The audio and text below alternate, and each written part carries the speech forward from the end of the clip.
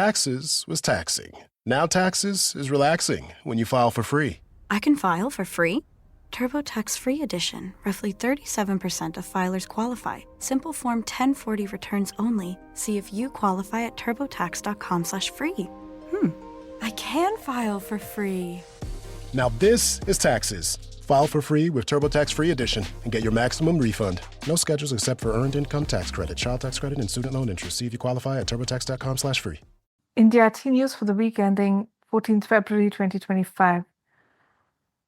Darjeeling faces a challenging first flush. In 2024, Darjeeling saw one of its most challenging years, reflected in the low production of 6 million kilos, the lowest in several years.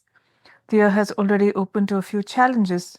Media reports say that the Chief Minister, Mamata Banerjee, announced last week that the ceiling of land for non-tea use on tea gardens would be raised from 15% to 30%.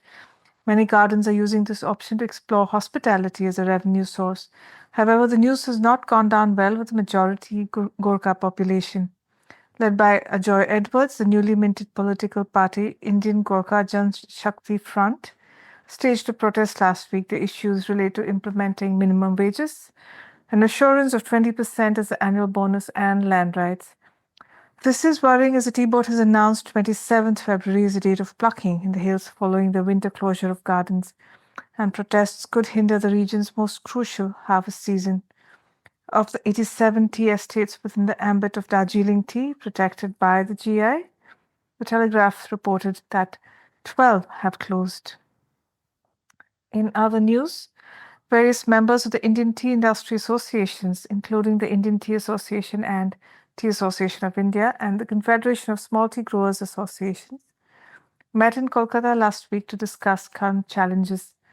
The small tea growers complained that the current price-sharing formula does not compensate for the cost of production.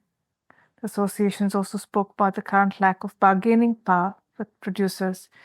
Consequently, the key takeaways were that 1, a minimum sustainable price of made tea indexed to the cost of production and quality should be introduced, and 2, 100% of made teas should be sold via auctions. Currently, 50% is mandated to be sold via auctions.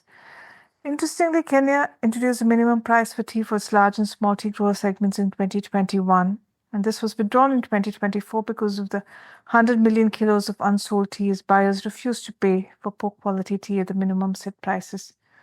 Mombasa auctions tea from a dozen competing African countries, giving buyers a choice of buying premium grade tea at prices near or slightly above the minimum or purchasing low grade tea at much lower prices than the minimum. In good news this week, 2 tea companies have had a successful fundraising round this fortnight. Upamanyu Borkakoti of Assam's Woola Tea pitched to the jury on Shark Tank India Season 4. He presented his patented green tea balls, which avoid the use of plastic or paper for single-serve tea, and he's come away with an investment of 50 million rupees, that's $57,000, from Aman Gupta, co-founder of Both Speakers and Sound Systems. Upamanyu follows other tea brands like Teafit and Dodgy Teas who have appeared on the show. And in the South, Croft Beverages has raised $125,000 in pre-seed funding. Last year, Croft set up its first farmer-owned mini factory in Bilikomba in the Nilgiris, and the company plans to scale and build 100 mini factories by 2030 to support a sustainable tea industry here. Produced by Adavita Studios. Connect your voice to the world.